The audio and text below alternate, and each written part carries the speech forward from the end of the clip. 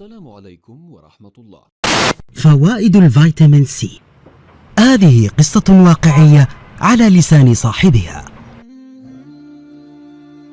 الفيتامين سي منذ مدة بدأ في تكوين اسم الله كضرورة حتمية أمام المخاطر الصحية وكيفية تعاملنا معها. لم أكن لأعرف مرض السل لو أن خطيبتي لم تصب به.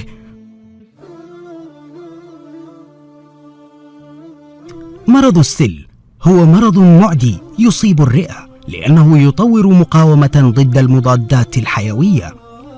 البكتيريا المسؤولة عن المرض تنتقل في الدم وتنتشر في كل الأعضاء، وهذا ما حصل لخطيبتي، وفي أشهر قلة ينقص وزنها من 58 كيلوغرام إلى 37 كيلوغرام، والمضادات الحيوية الأكثر قوة لم تجدي نفعاً وأظهرت عدم فاعلية. إذن بدا الأمر لي قد انتهى، لكنني أرفض أن أراها ترحل عني. وفي محاولة أخيرة لإعادتها اكتشفت تقريراً لعلاج أمريكي غير معروف. طبيبان فرنسي وجزائري قبلوا بتطبيقه في حالة اضطرارية تقريباً 240 جرام من فيتامين سي يومياً عن طريق الحقن في الأوردة، وبعد 5 أسابيع من العلاج تم شفاؤها بالكامل. وفي الحقيقة هذه الحالة ليست بالمعجزة. العلميين والأطباء في العالم أجمع قد تكلموا عن الآثار الإيجابية والمنقذة والاستثنائية لفيتامين سي.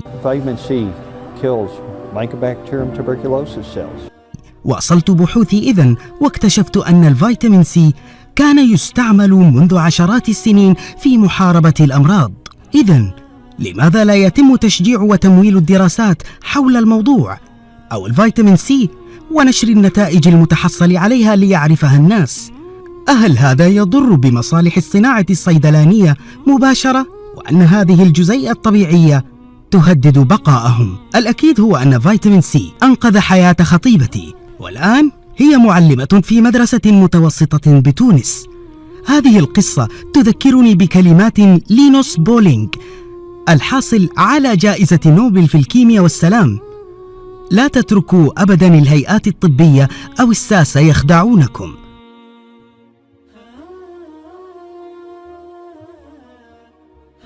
انظروا وابحثوا بأنفسكم على كيفية عيشكم في حياة سعيدة، وكيف تؤسسون عالماً أحسن من الذي نحن فيه.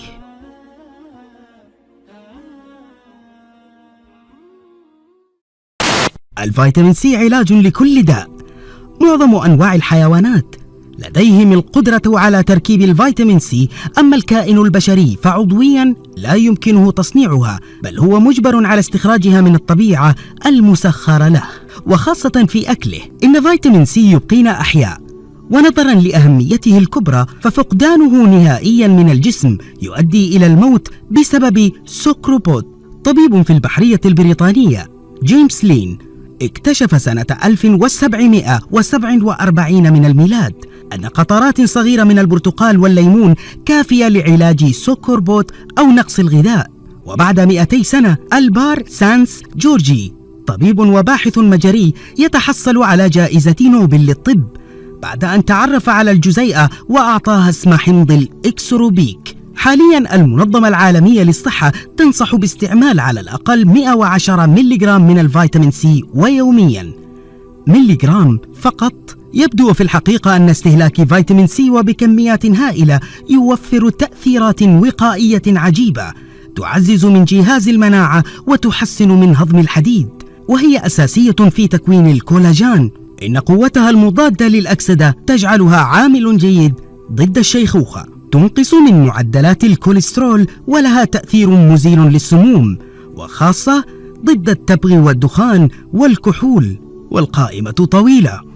في كتاب بعنوان فيتامين سي وحلفاؤه الضروريين للصحة، الدكتور بيار كورسون يثبت أن الفيتامين سي هو مايسترو التفاعلات البيوكيميائية التي تكيف الحياة. أغلبية الجسم الطبي لديه نوع من الشكوك بخصوص الفيتامين سي. بالطبع فمصدر رزقهم هو إصابتنا بالأمراض العديدة. قانون العرض والطلب التجاري، مع أن من نالوا جوائز نوبل هم علميين وأساتذة وأطباء من العالم أجمع، وقاموا بدراسات عديدة تثبت فعاليته.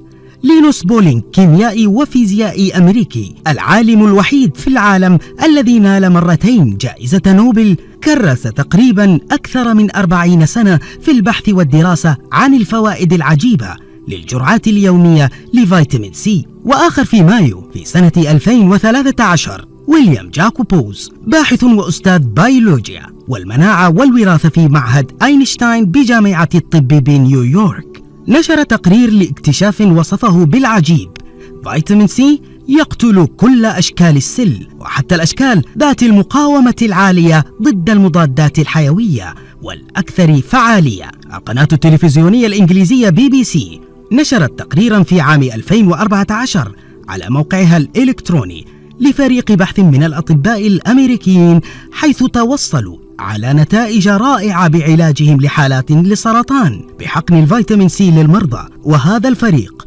قام بإجراء إعلان للمخابر الصيدلانية من أجل أن يحصلوا على دعم ومساعدة لمواصلة أبحاثهم. هكذا يمكنهم اكتشاف علاج ضد السرطان، علاج ناجح وغير مكلف. فهل من العجيب أن نرى كل هذه المؤسسات الصيدلانية رفضت؟ إن فيتامين سي يجب أن يكون قلب اهتمامات الصحة العامة، لكن للأسف مؤسسات الصحة العامة يبدو أنها غير مهتمة للقدرة الوقائية لفيتامين سي. والدكتور بيار كورسون ينصح بجرعات على الأقل 2.5 جرام يوميا على شكل غبرة مخففة في زجاجة ماء 1 لتر، وشربها على مدار اليوم إن كنت تريد التحصل على الفيتامين سي أو الأسيد اسكوربيك. لديك موقع أمازون تقريبا $30 للكيلو الواحد، مع أن نفس الكمية في الصيدلية لن تباع لكم، وقيمتها تتضاعف أحيانا إلى حوالي 200 مرة من سعرها الأصلي على شكل أقراص فوارة لا تسمن ولا تغني من جوع. أما إن كنت تفضل فيتامين طبيعي فعليك بقشور الحمضيات، قم بتجفيفها وبعدها قم بطحنها واخلطها مع لتر ماء واشرب منه يوميا، وسترى أن جسمك سيستعيد مناعته بالتمام ولن تصاب بعدها بأي مرض بإذن الله. شكرا لكم، مع تمنياتنا لكم بدوام الصحة والعافية.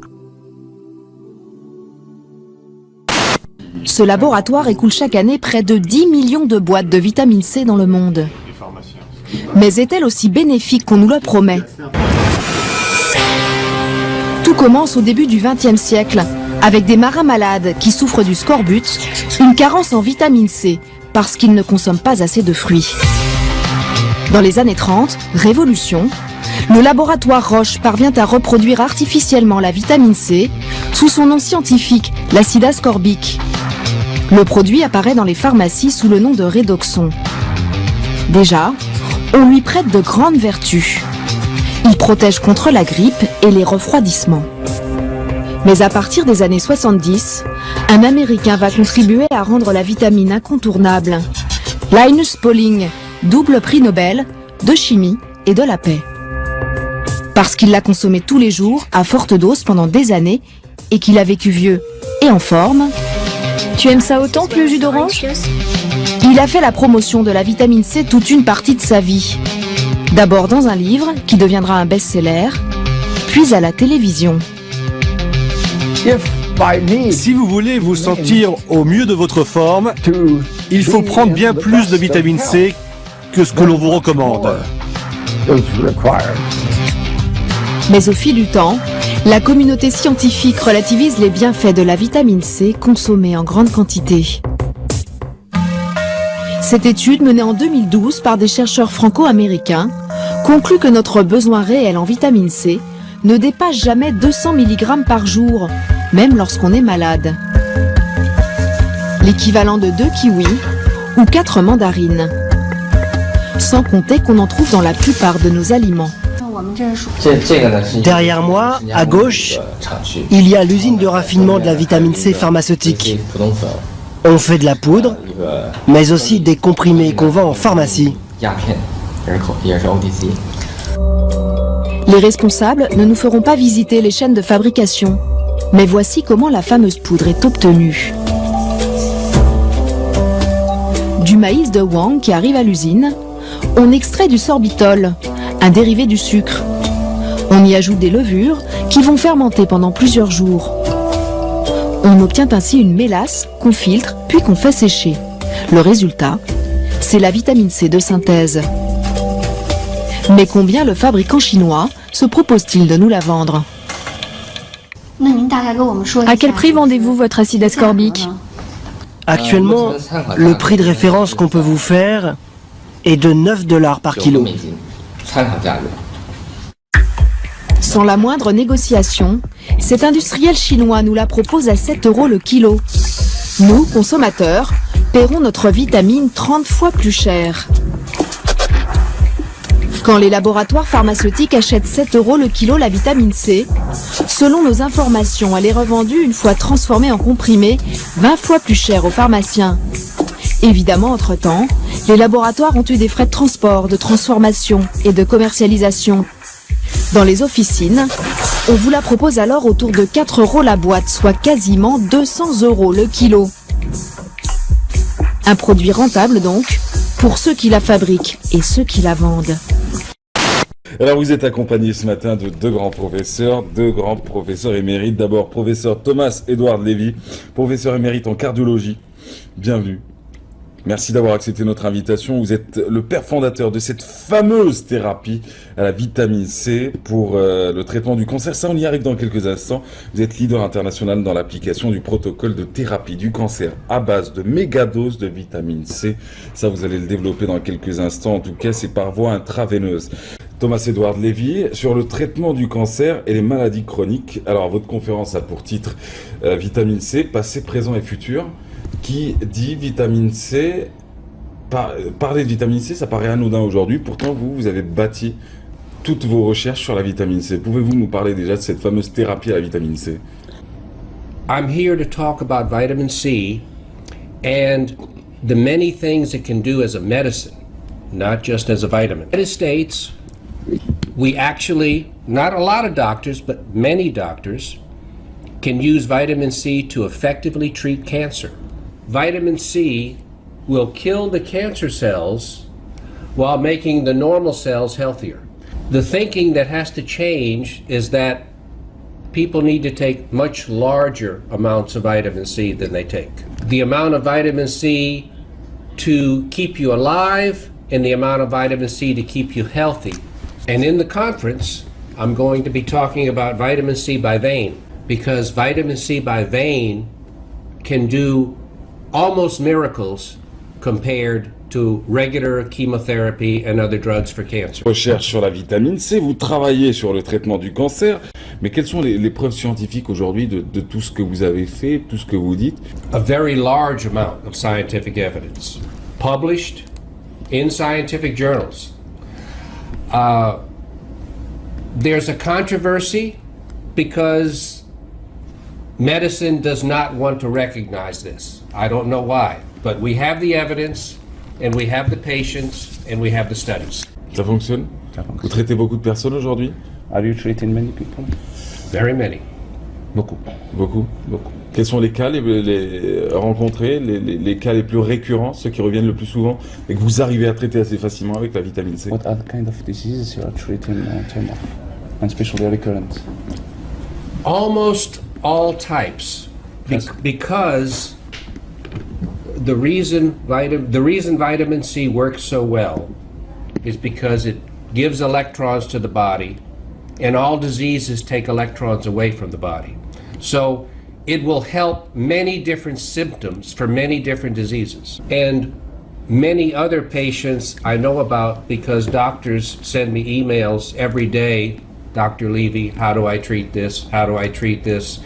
And then they tell me how well it works. Aujourd'hui, vous n'avez pas peur de ruiner la réputation des laboratoires pharmaceutiques? Vous n'avez pas peur de concurrencer je dirais pas mafia, ce serait pas cool de ma part, mais oui. L'industrie, le lobby pharmaceutique aujourd'hui dans le monde. I can't speak for other people, other doctors, but I took an oath to help people. And that's what I'm going to do, and we'll let the chips fall where they may. Attention à votre avion, au côté. Je pose pas de questions, mais... Be careful on your airplane.